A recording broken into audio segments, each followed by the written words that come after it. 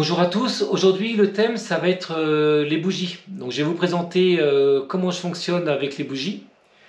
J'utilise deux types de bougies, j'utilise la bougie ronde type chauffe-plat ou de la bougie en barquette que je fabrique aussi. Alors pour la bougie chauffe-plat, ça fonctionne très bien. Elle chauffe peut-être un peu moins fort que de la bougie en barquette, mais c'est raisonnable. Le poêle arrive à monter quand même à 100 degrés avec des bougies type ronde chauffe-plat. Mais le principal inconvénient qu'elles avaient, c'est qu'elles duraient moins longtemps. Elles chauffaient à peu près 4 heures pour les plus petites comme celle-ci, voire 8 heures pour les plus grosses. Mais c'était un souci la nuit notamment, quand je mettais mon poêle en route, admettons à 8 heures ou à 10 heures du soir, les bougies s'éteignaient dans le milieu de la nuit. Donc ça m'obligeait à me réveiller la nuit pour remettre mon poêle en route. Donc je trouvais ça pas très confortable. D'où l'idée après qui m'est venue de fabriquer des bougies qui durent plus longtemps en barquette. Donc une bougie en barquette comme celle-ci, ça dure environ une douzaine d'heures. Donc c'est parfait pour passer une nuit complète sans avoir besoin de se réveiller la nuit pour remettre son poêle en route.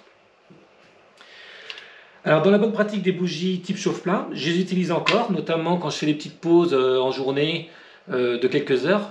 Mais l'inconvénient c'est qu'elles durent 4 heures voire 8 heures pour les plus longues. Autre petite astuce de bonne pratique par rapport aux bougies type ronde chauffe-plat, c'est que quand elles sont en route, la cire devient complètement liquide. Et dès que vous manipulez le tiroir, vous avez un petit souci, c'est que la cire a tendance à couler par-dessus et ça vient salir tout le tiroir. Donc ça c'est un peu embêtant. Donc pour pallier à ça, j'ai fabriqué un tiroir de la dimension d'une boîte de sardines. Je vous explique. Alors déjà au départ, il faut déjà se procurer une boîte de sardines. Donc il faut aimer la sardine, il faut manger la sardine qui est dedans. Et surtout vous gardez la petite boîte. Donc vous faites comme moi, vous gardez la petite boîte de sardines, donc c'est la dimension là. Ce que je fais, je la mets à l'intérieur du tiroir puisqu'elle rentre pile poil dedans. Donc ça fait pile la dimension pour que la boîte de sardines rentre dedans. Et ce que je fais ensuite, je mets les bougies type ronde chauffe-plat à l'intérieur. Donc ça correspond pile poil pour 6 bougies, comme pour le tiroir. Et le gros avantage, c'est que si jamais vous manipulez le tiroir alors que les bougies sont très liquides et que la cire est très liquide, et bien si ça coule, ça ne vient pas salir tout votre tiroir. Donc c'est beaucoup plus cool. Et du coup, vous salissez juste votre boîte à sardines. Donc voilà, donc c'est la petite astuce qu'il faudra avoir si jamais vous utilisez de la bougie ronde. Pensez bien à mettre dans le tiroir une petite barquette de sardines comme ça. Donc c'est facile, vous trouvez ça partout dans les supermarchés. Il faut aimer la sardine, au pire vous trouvez quelqu'un pour la manger à votre place. Mais vous gardez bien la boîte pour l'utiliser en petite barquette. Et comme ça, vous ne serez pas embêté avec la cire qui coule par rapport aux bougies rondes.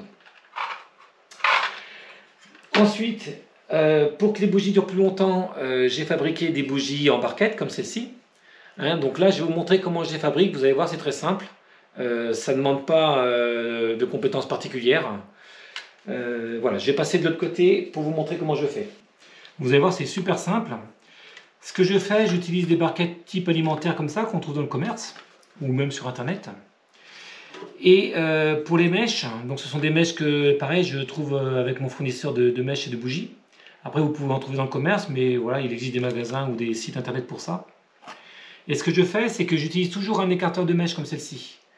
Pourquoi? Parce que quand la cire est liquide à travers la barquette, les mèches elles avaient tendance à se déplacer en brûlant. Donc du coup, ce que je fais, j'utilise cet écarteur de mèche et j'incorpore les mèches dedans comme ça. Vous allez voir, c'est très simple.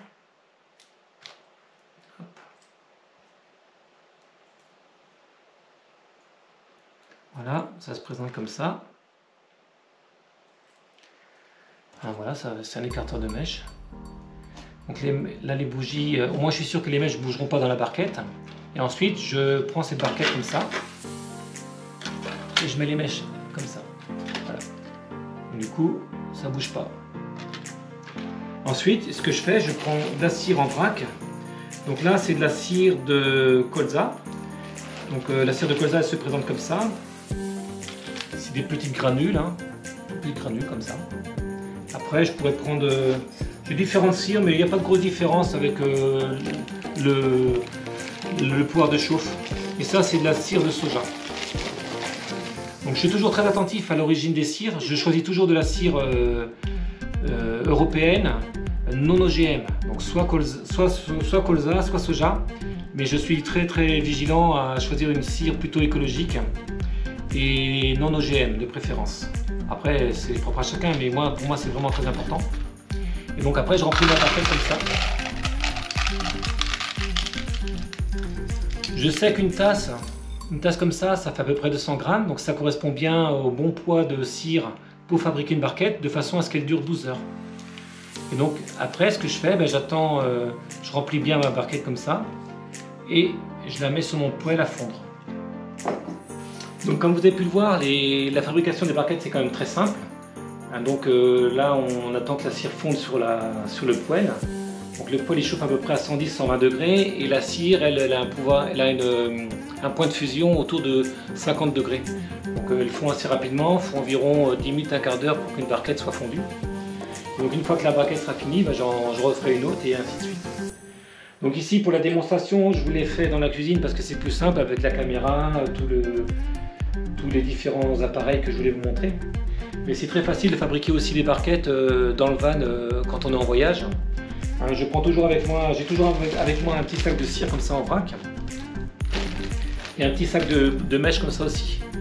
Et donc du coup vous pouvez refabriquer des barquettes quand vous êtes en voyage, ça pose aucun souci. Donc ça vous permet d'être plus autonome.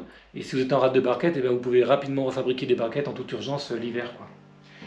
Voilà, vous voyez, c'est très simple. Ça ne demande pas de compétences particulières. Au début, pour fabriquer mes barquettes, je m'étais un peu compliqué la vie, mais c'est comme ça aussi, on apprend. Je fondais d'abord ma cire dans un récipient spécial. Et après, je recoulais mes cires liquides directement dans les barquettes. Et je me rendais compte que je me compliquais la vie pour pas grand chose. Et en faisant comme ça, c'était très bien. Surtout que l'objectif des barquettes, ce sont des barquettes qui sont faites pour chauffer. Elles n'ont pas besoin d'avoir une belle allure ou d'être esthétiques. Donc, ce qu'on recherche, c'est d'avoir des bougies qui chauffent bien et qui durent, comme prévu, 12 heures. Ouais, il suffit d'avoir quelques barquettes en alu comme j'ai là ici, quelques mèches, de la cire en vrac, et c'est parti, vous pouvez fabriquer vos barquettes de bougies. Donc l'avantage c'est qu'elles dureront 12 heures et vous serez beaucoup plus confort quand vous voudrez passer des nuits tranquilles à l'intérieur de votre van. Si vous avez des questions ou des remarques, n'hésitez pas à les laisser dans les commentaires, j'y répondrai avec plaisir. Vous pouvez me laisser un pouce bleu et un abonnement, c'est toujours aussi très satisfaisant. Mais surtout, partagez largement mes vidéos, l'idée du poêle surtout. J'ai comme dans l'idée que ce petit poêle il va faire un bout de chemin et qui peut vraiment aider la vie des nomades et des gens qui voyagent en van ou même qui vivent en van. C'est une idée nouvelle, forcément personne ne la connaît. Donc si vous êtes convaincu, tout comme moi, partagez largement de façon à ce que ça se sache et qu'on puisse en faire profiter un maximum de gens. Voilà, merci pour votre écoute et puis à bientôt. Au revoir.